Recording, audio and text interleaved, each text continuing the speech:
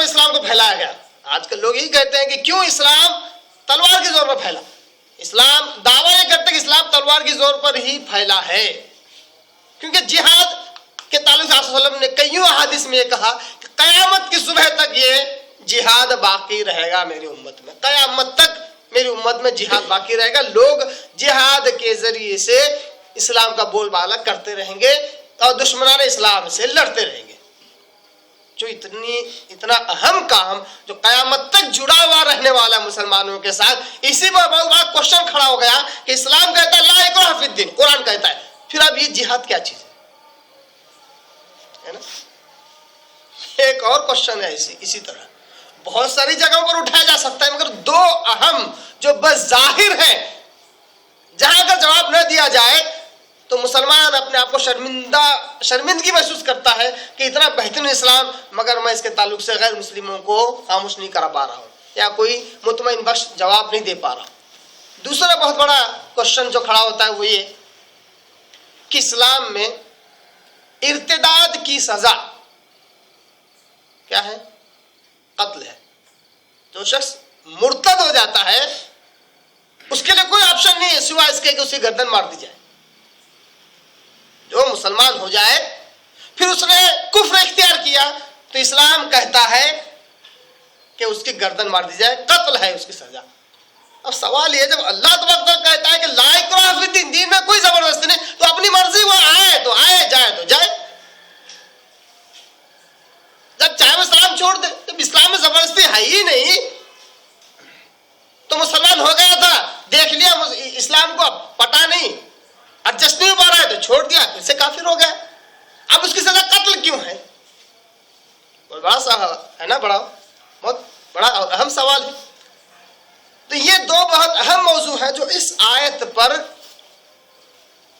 ناقدین، کرٹیسائز کرنے والے سوال کھڑا کر سکتے ہیں، اور جو عقلی پہلوان ہیں وہ بھی یہ کہہ سکتے ہیں کہ جو قرآن ہے، قرآن تو کہتا ہے باضابطہ واضح انداز میں کہ کوئی زبردستی نہیں، پھر یہ چیزیں کیوں ہیں؟ اسی کو آج ہم سمجھتے ہیں صرف اس آیت کے ضمن میں. اس آیت کا شان نزول اور اس کی جو تفسیر ہے وہ تو ہمارے سامنے آ گئی کہ مشرکین کی جو اولاد تھی وہ یہودیوں کے پاس تھی. جب وہ مشرکین مسلمان ہو گئے، انصار میں سے جب انہوں نے دیکھا کہ ان کی اولاد یہودیوں کے پاس ہے اور وہ جلا وطن کر دیے جا رہے ہیں تو انہوں نے سوچا کہ ان پر کیوں نہ زور اور زبردستی کر کے انہیں اسلام میں لایا جائے. تو اللہ نے کہا کہ اسلام میں کوئی زبردستی نہیں ہے، اب دین بالکل واضح ہے، حقیقت اور رشد اور ہدایت بالکل واضح ہے. گمراہی کے مقابلے میں ہر کوئی دیکھ سکتا ہے کہ اسلام کیا ہے اور کتنا واضح ہے. اس کو دیکھ کر بھی اگر کوئی قبول نہیں کرتا ہے تو وہ اسی پر اس کا وبال ہوگا، مگر زبردستی کسی قسم کی نہ کی جائے گی، نہ فردن کی جائے گی انفرادی طور پر انڈیویجولی، اور نہ ہی شرعی اعتبار سے حکومت کی طرف سے کسی قسم کا زور زبردستی کسی پر کیا جائے گا اسلام قبول کروانے کے لیے. اب آئیے جو دو سوال جو کھڑے ہوتے ہیں لا اکراہ فی الدین پر، اس کو ہم حل کرنے کی کوشش کرتے ہیں.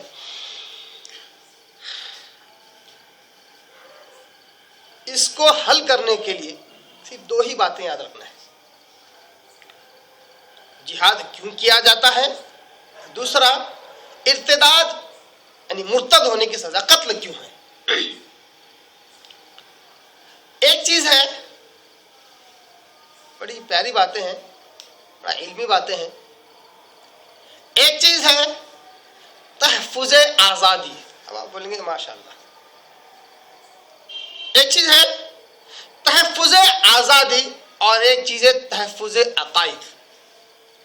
دونوں اتنا ضروری ہے کہ ان کے بغیر کسی چیز کا اقتدار نہیں ہو سکتا، کوئی چیز قائم نہیں ہو سکتی، دنیا کی کوئی بھی چیز ہو. ایک چیز ہے تحفظ آزادی. تحفظ آزادی کیا ہے؟ اس دنیا میں ہر انسان کو اختیار ہے اپنی رائے اور مرضی کے مطابق آزادانہ زندگی گزارے. اپنی رائے اور مرضی کے مطابق اپنی آزادانہ زندگی گزارے. یہ اس کو کیا بولتے ہیں؟ Human rights. یہ ہر زمانے میں اس کا دفاع کیا گیا ہے, اس کے سپورٹ میں نعرے لگائے گئے ہر زمانے میں. ہیومن رائٹس, ہر ایک انسان کو اپنی ہیومن رائٹس کے تحت آزادی ہے, جو چاہے سو کرے. اسی کے تحفظ کے لیے جہاد ہے. آپ کہیں گے کیسے؟ کس چیز کے تحفظ کے لیے؟ ہیومن رائٹس کے تحفظ کے لیے جہاد ہے. جہاد ہوتا ہے دینی اعتبار سے, شرعی اعتبار سے, مگر یہ ہیومن رائٹس کے تحفظ کے لیے, تحفظ آزادی کے تحت ہے. کیسے؟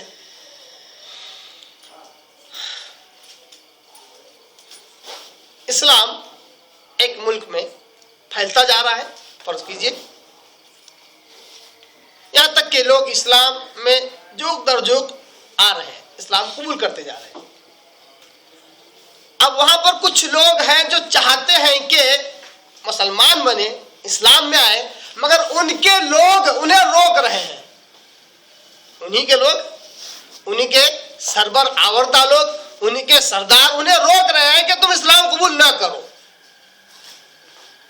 اور ان کی جو یہ آزادی تھی کہ اپنی مرضی سے جو چاہے دین قبول کرے, اس سے انہیں روکا جا رہا ہے, اس سے انہیں روک. اب اسلام یہاں پر یہ ایکشن لیتا ہے, یہ رد عمل کرتا ہے کہ ان لوگوں کو دعوت دیتا ہے کہ دیکھو اسلام ایسا ہے, اس میں کوئی زبردستی نہیں ہے, تم ان پر زبردستی نہ کرو کہ اسلام قبول نہ کرو. دیکھیے بات سمجھ میں آ رہی ہے؟ جو پاسا تھا الٹا ہو گیا, جو چال تھی شیطان کی وہ الٹی ہو گئی. کس کے ذریعے سے؟ جہاد کے تصور سے. تو جو لوگ اسلام قبول کرنا